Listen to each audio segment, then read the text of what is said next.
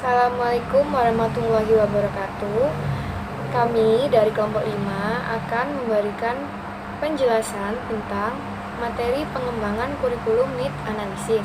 Sebelumnya izinkan saya untuk memperkenalkan kelompok kami, yaitu Ahmad Fauzi, Isam Taufiki, dan saya Salsabil Labibah Yusfa. Saya akan menjelaskan tentang pengertian NEET analisis.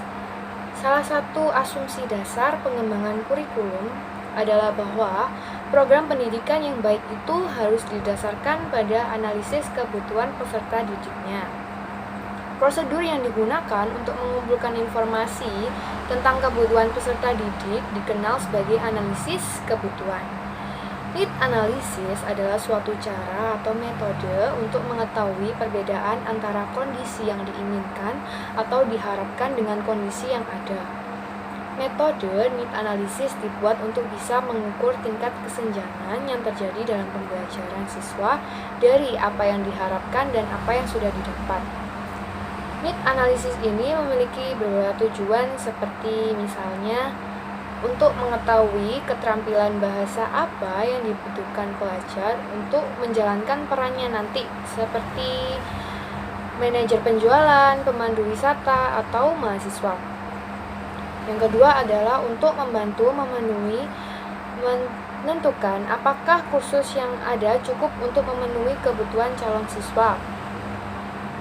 Yang ketiga adalah untuk menentukan siswa mana dari suatu kelompok yang paling membutuhkan pelatihan keterampilan bahasa tertentu.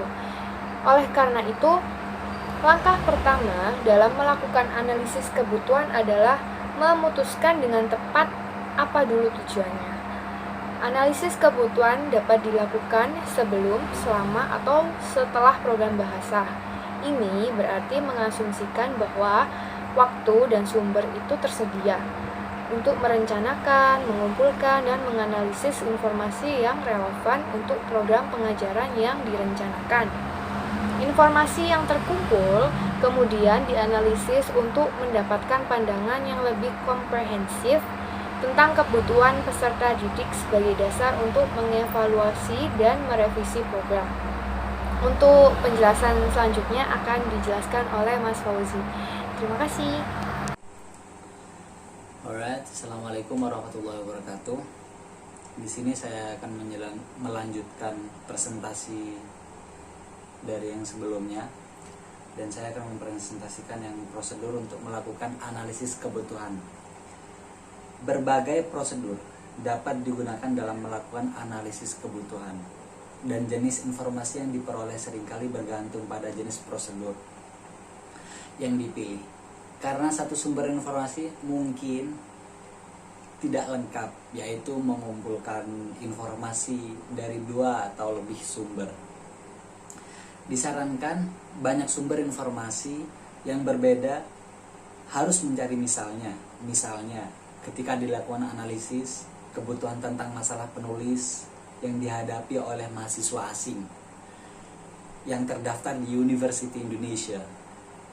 Informasi dapat diperoleh dari sumber berikut. Misalnya, ketika dilakukan analisis kebutuhan tentang masalah penulisan yang dihadapi oleh mahasiswa asing yang terdaftar di Universitas Indonesia, informasi dapat diperoleh dari sumber berikut. Yang pertama, contoh tulisan siswa, menguji data kinerja siswa, laporan oleh guru tentang masalah yang biasa dihadapi siswa, pendapat para ahli, informasi dari siswa melalui wawancara dan kuesioner, analisis buku teks, pengajaran menulis akademis, survei atau literatur terkait.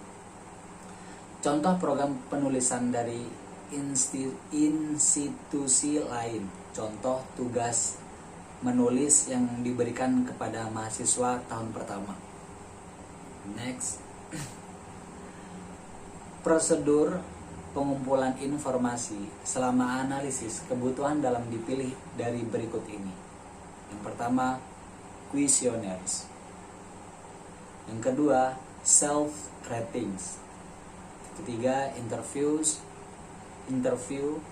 Nomor 4, task analysis. Nomor 5, meetings. Nomor 6, observation. Nomor 7, collecting learner language samples. Nomor 8, case studies. Nomor 9, analysis of available information. Lanjut ke presentasi yang selanjutnya. Assalamualaikum warahmatullahi wabarakatuh. Baik, saya di sini akan melanjutkan presentasi sebelumnya dan akan menjelaskan tentang designing the needs analysis. Merancang analisis kebutuhan melibatkan pemilihan di antara berbagai pilihan yang dibahas di atas dan memilih yang cenderung memberikan pandangan yang komprehensif tentang kebutuhan peserta didik dan yang mewakili kepentingan berbagai pemangku kepentingan yang terlibat. Perlu ada alasan yang jelas untuk mengumpulkan berbagai jenis informasi untuk memastikan bahwa hanya informasi yang benar-benar akan digunakan yang dikumpulkan. Dalam menyelidiki kebutuhan bahasa siswa non latar belakang Inggris di Universitas Indonesia, prosedur berikut digunakan. Yang pertama, survei literatur. Yang kedua, analisis berbagai kuesioner survei. Ketiga, kontak dengan orang lain yang pernah melakukan survei serupa. Yang keempat, wawancara dengan guru untuk menentukan tujuan. Yang kelima, identifikasi departemen yang berpartisipasi. Yang keenam, presentasi proposal proyek kepada departemen yang berpartisipasi dan identifikasi orang penghubung di setiap departemen. Yang ketujuh, pengembangan kuesioner siswa dan staf pilot. Yang kedelapan, review kuesioner oleh rekan kerja. Yang kesembilan, uji coba kuesioner. Yang ke-10, pemilihan staf dan mata pelajaran siswa. Yang ke-11, menyusun jadwal pengumpulan data. Yang ke-12, administrasi kuesioner. 13, wawancara lanjutan dengan peserta terpilih. 14, tabulasi tanggapan.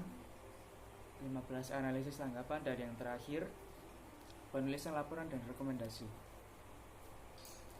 Dalam analisis kebutuhan skala kecil seperti yang dilakukan oleh seorang guru atau sekelompok guru yang menilai kebutuhan kelompok siswa baru dalam program bahasa, prosedur analisis kebutuhan dapat terdiri dari kuesioner awal, tindak lanjut wawancara individu dan kelompok, pertemuan dengan siswa, pertemuan dengan guru lain, observasi kelas yang sedang berlangsung, dan tes.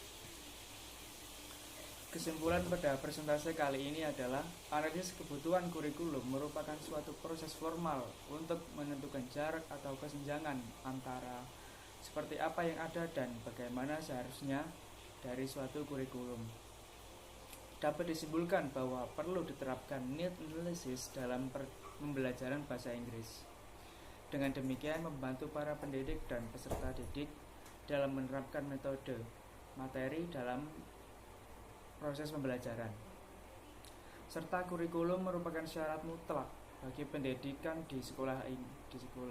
Hal ini berarti kurikulum merupakan bagian yang tidak terpisahkan dari pendidikan atau pengajaran.